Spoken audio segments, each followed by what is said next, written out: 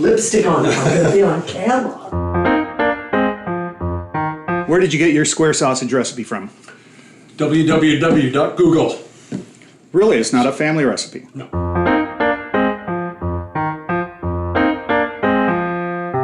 When you eat square sausage, how do you eat it? Do you want to know how I eat it? On a bun, a brown sauce? I want to know. I'd like to hear how both of you eat it. She is not allowed. I eat it on a bun with jam. Okay. I, on the other hand, and Stuart do it the proper way. I did not have square sausage until I met Carrie. HP sauce, brown sauce, and sausage. I really like bacon and jam sandwiches. Close as we can get to a morning roll. And I am ostracized. Cheers. Cheers. Thanks. Here we go. So I went through a few iterations, trying to find how can I do this? How can I do this? Found a recipe that, okay, that looks straightforward. And then it was getting a meat blend that was going to work. You will see everywhere people that do a blend of half pork, half beef. I've never done that. I've been threatened with bodily harm if I change anything that I'm doing. You want 35 to 40% fat. You want brisket and or flank. When they say it's brisket, it's not the brisket that you buy, like the one that has the tail and all that. This is a different brisket. Flat or plate of the brisket, not the point. Flank, not flank steak, but flank. And when I spoke to the butcher about that not our original guy, says, does this make sense to you? Because it doesn't to me. He says, oh yeah, I know exactly what it is. Okay, you've got a good butcher, they'll be able to understand that. The other thing that they threw at me, fine grain or fine ground or coarse, I had no idea. So we've been doing it fine. For the longest time I was wrestling with getting the cling wrap to sitting here nice and easy. This is what I do first. Okay, good. And this is always the tough part because the cling wrap Clings. It does.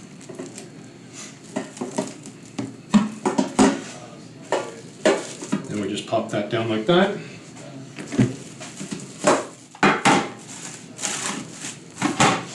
Put an elastic around so it stays where it's supposed to. Voila, the recipe calls for breadcrumbs, it calls for nutmeg, All the way coriander, around. salt, and pepper. This is the nutmeg. In the nut form, we would just grind it down. Okay, well, it's going to be 3/4 of a teaspoon. You can smell it. And really important, don't grind your fingers. It adds nothing to the sausage. Is that like a Parmesan kind of grater, or is that something different? It's specific, really, for spices and things like that. Can you buy that stuff already ground? Yes. But you don't like to? That would be a variable to put in that I'm not sure how it would behave. I think this has a bit of a stronger flavor, so I think if you bought it pre-ground, because it's been sitting ground for a while, it's not going to taste as fresh. Now we go 1.5 teaspoons of coriander. And again, yes, you can get coriander ground, but this is what we've been doing, so I don't want to change. Don't mess with success. Well, again, it was the threat of bodily harm. 2 teaspoons of peppercorns.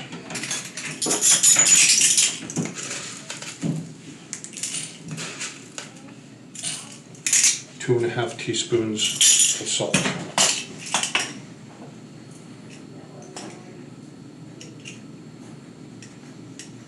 The salt and the nutmeg have already been ground. I don't need to grind them again, so that's why they're in this container.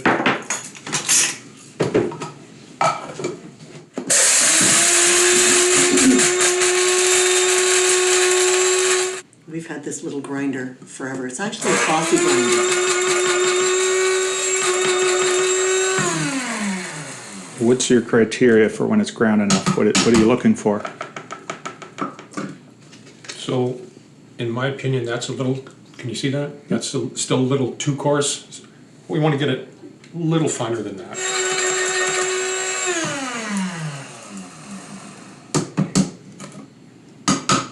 Okay, you can see there already, just that little bit more. Then we throw this in just at the end to do that, just to blend everything together. second. So we've got our spices. We've got our breadcrumbs. We go with plain generic breadcrumbs, no seasonings in it whatsoever. Just plain. All right. So back to the meat blend for a bit. What we do is we'll order in bulk. So when we're low, we go over and we get 10, 11, 12 pounds and a divvy of milk into 2-pound packets. I love your cutting board, brand new. Yes, isn't it a beauty? Well, this is specifically for this purpose. It's the only reason we use it. The last remaining ingredient is, Love? Oh, no. is ice cold water. It helps emulsify the fats in there, otherwise at room temperature they start to degrade and disintegrate. So keeping it as cold as you can does a better job for you. So,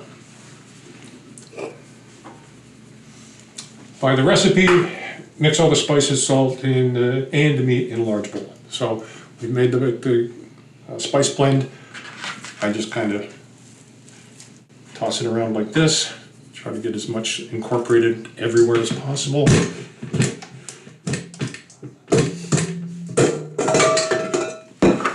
Whoop.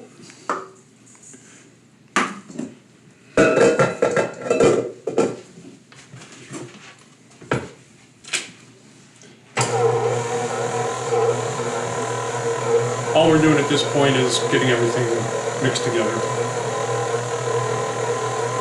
Work in the water until it becomes a sticky mixture. And sticky is, of course, one of those terms, what it means to you versus what it means to me versus what it means to Pam. Who knows?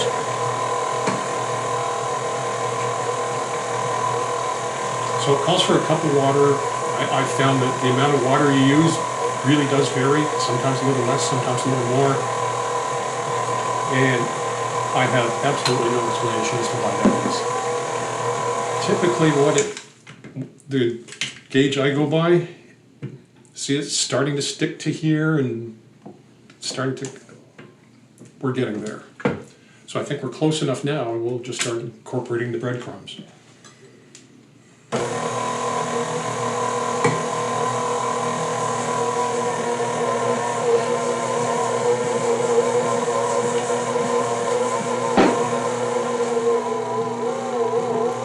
Hear that? It's starting to chug a little.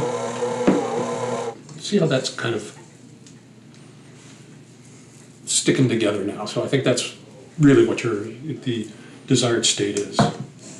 One challenge I have yet to overcome is getting a good solid texture through the whole loaf. So I can get the perimeter nice and solid, the inside's a little flaky. So I started doing this to try to Compact it. yeah. Get as tight as I can here. And then into the loaf pan.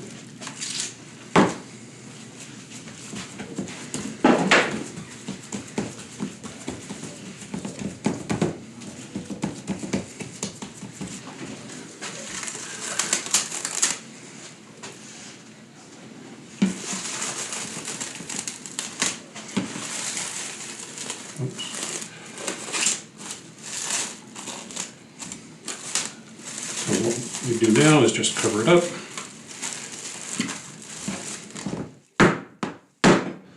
Try doing that to incorporate now. Now this is the tool no kitchen can do. I Where'd that tool come from? made it. I think it was a 1x6 of some trim work. And all it's just a matter of compacting it down.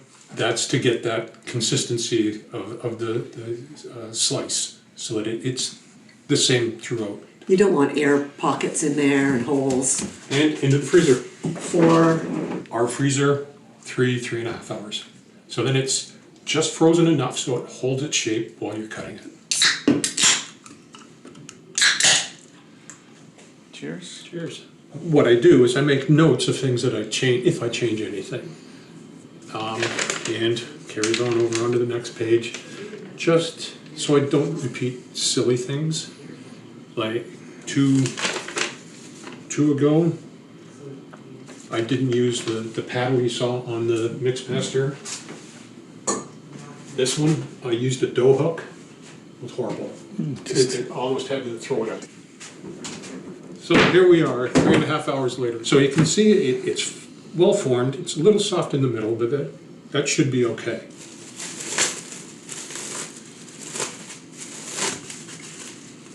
What's the one other thing? I'll just get the tray to put the slices on. Do you know that parchment paper tray? Do you know that, Gav? No. It's the best ever.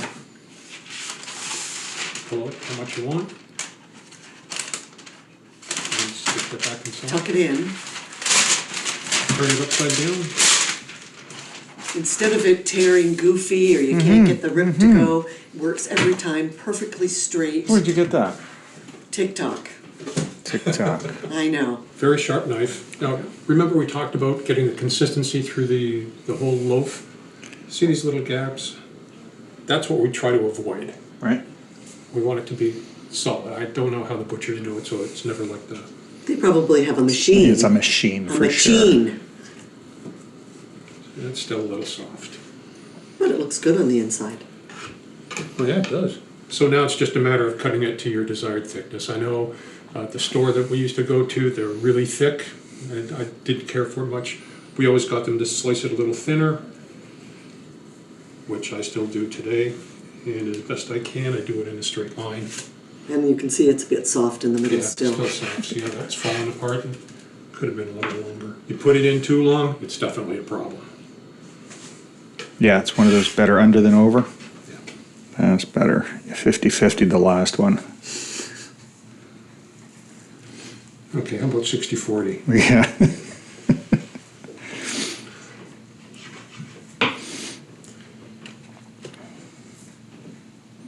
There you go. There you have it. So where do they go now? Back to the freezer. Once they're fully frozen, then we can vacuum seal them. If we tried to vacuum seal them now, it would They'll just... take the form and... Yeah, it'll make them into meatballs.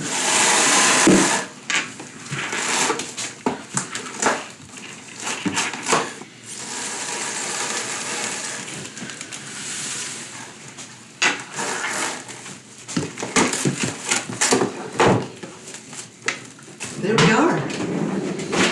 And square sausage is done. I think you should cook one up to show the final product. No jam. No jam. Oh no, definitely not jam. Like let's be real here. Have you tried it? No. But here's the thing: is if I do it, it's just I've now burnt a possible good one to go. It probably wouldn't be bad, but it just wouldn't be what I think of as brown sausage. I know. Yeah. I understand. Yeah. Yeah. Nobody gets it. Which one are you taking? Take the shit one. Yeah. Oh, that's gonna cook in about 3 You're gonna seconds. take a shit one for camera? What? Oh yeah, good What call. the hell? Good call. Then take a perfect one. Live with the shit. Right. So really, they're not that difficult. Now this is where Antina would take the sausage patty out and then put the bun in the frying pan Nice. and sit and fry it in the frying pan for a bit. Nothing wrong with that. Let's have a look. Look. Bring it a little closer to the lens here and just tilt the pan up. There you go. Beauty. There you go, finished product. And yes, you'll notice that there is a lot of fat has come off, but that's what makes it a sliced sausage. He doesn't even put butter on his. Oh, No, he doesn't. I let the grease soak into the bun. Yes. And then I like a barrier, I like a butter barrier. Oh no, don't do it. Do it your way. Do between it the bun your way. Oh, okay. And my sauce. I don't want the sauce to go straight into the bun. I want that butter barrier. Okay, I understand. The butter. The butter barrier. I actually put it on a paper towel and Get all the get grease all the out. grease off. Me first? Okay. He gets nutmeg. Good honker. Get the one punk. There you go. It'll be cold by the time you That's get fine, you don't care. Is it delicious? No. No butter. Oh, somebody smelled it. There's a piece with your name on it. When you're ready, that one's for you. Taste divine. Hopefully you didn't sleep too long and now you're messed up.